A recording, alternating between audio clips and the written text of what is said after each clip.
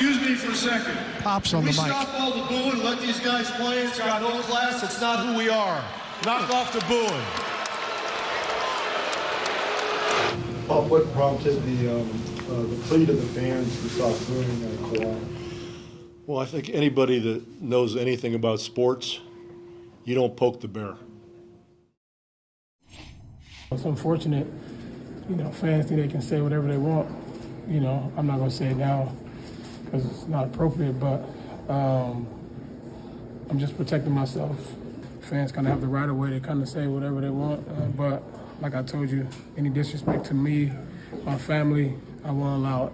When I was first starting the league, maybe not so much. I used to get into it a little bit, but now having kids and understanding how important it is, not just myself, but my last name, understanding what Westbrook means, understanding how important that is to, my dad, my grandfather, my family. It's very important. It's something I stand on, and respect is a big thing that I value. So the moment that line gets crossed, I won't allow it no more. I stood for it for years, and now my son is old enough to know what's going on and understanding. Hey, asking me, hey, Dad, what does that mean? What's that? Now I gotta stand on it, and regardless of where I'm at, what's going on, I'm always stand on that. Connor, I wanted to talk about this topic for a while, and it's funny, when I first had the thought, so the first thing you heard and first thing you saw, for those watching on Peacock TV, thank you, you saw it. Watching on YouTube, thank you so much. Listening on Sirius XM, Channel 85, we love you, appreciate you. So I'll tell you, I'll just walk you through the traffic. First thing we saw was San Antonio Spurs coach Gregg Popovich grabbing the mic in the middle of a game, Spurs versus Clippers, Kawhi Leonard at the line. He grabs the mic and says, stop, hey, can we stop the booing? Can we stop that? That's not who we are. Then he explains, he doubles down and says, look, our society has gotten to this point where we're just mean to each other. We don't appreciate it. Hey, Kawhi Leonard, he's a champion here. He's a Spur. We don't treat him like that.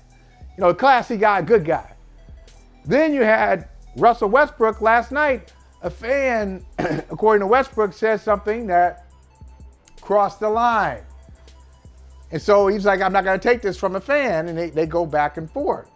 So that happened last night. The Popovich thing happened over the weekend, Connor. And then on Sunday, we didn't even mention this because of the great game between Philadelphia and Buffalo. Buffalo Bills player goes up to the stands, in Philly and shoves a fan. So just the topic of player-fan interaction. Let me ask you, is there a line?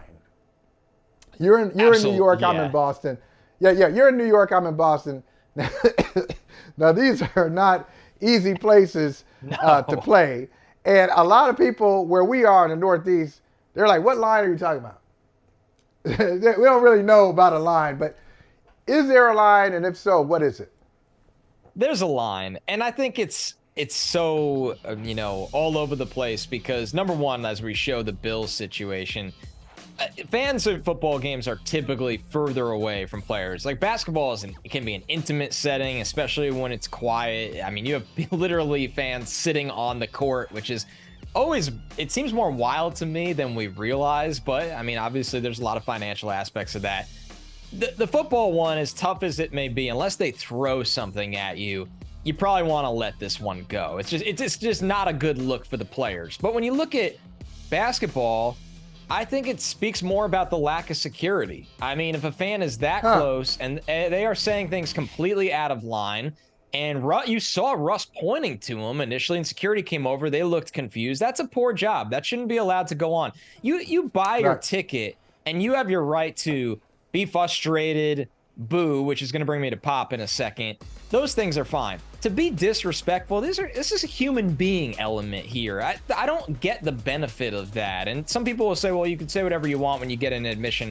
I don't believe in that either. I think it's wildly disrespectful. And it's a shame that Russ had to try to go handle it himself rather than security handling it first. With Pop, right comments, wrong time. Right, Holley? Say it in the post-game presser. It just felt like a spectacle, man. Didn't it feel like a spectacle? Yeah. It's really interesting. I'll say this before I get to Pop, because there are a couple of things with this Popovich situation. I'm like, Oh, really? Wow. All right. Before I get there, I'll just say with Westbrook, I'm on his side. I'm with Westbrook on this because he said there are many things you can say about me. You want to talk about me being a bad player, all that stuff? That's fine. Yes. Why are you talking about my family? Why are you talking about my kids? There's no reason to do that. Go ahead and say, you know, make fun of Russ for like, you know, hey, you're on your 5th team, 6th team, whatever it is. You're not as good as this guy. You'll never be great. You'll never win a championship, all that stuff. You want to go ahead and do that if that gets you off? All right, fine. But there's no reason to talk about a player's girlfriend, his wife, his kids. I mean, it's just like, that's just stupid. That's just, what are you doing? Why are you even here? You shouldn't even come to the game. Okay, don't come to the game if you want to do something like that. So I don't think you are allowed, if you pay for a ticket, that gives you a right to say and do anything. As a matter of fact, the back of your ticket says the opposite. Fun that fact. You can be, discretion. At the discretion of the issuer, you can be taken out of there without any kind of repayment. So just read the small print. Now, Popovich, Connor, I'm trying to think of anybody in any sport. You help me out here. I can't think of any other coach in the NBA who would even attempt to do it. Now, Popovich is seen as kind of like this godfather figure in the NBA. He speaks out on social issues. He's won championships. He's got quick wit. He has memorable press conferences and sideline exchanges. But man, they've lost 12 games in a row. Quiet as it's kept, they've lost 12 straight. They lost that game where he's telling people not to boo. Hey man, hey, put a better product out. We might boo you. Right. Put a better product out there. You've lost 12 straight. I can't think of any other coach who would have the gall, the audacity to grab the mic and be like, hey, this is not who we are. Calm down. And give the Spurs fans credit. They didn't. They didn't stop. No. Like, made it worse, probably. Yeah, we come to see Wemby. We came to see the other team, maybe. The Spurs, you sucked last year. You suck now. We got to do something. So maybe we won't boo Kawhi. Maybe we'll start to say, why'd you get a contract extension?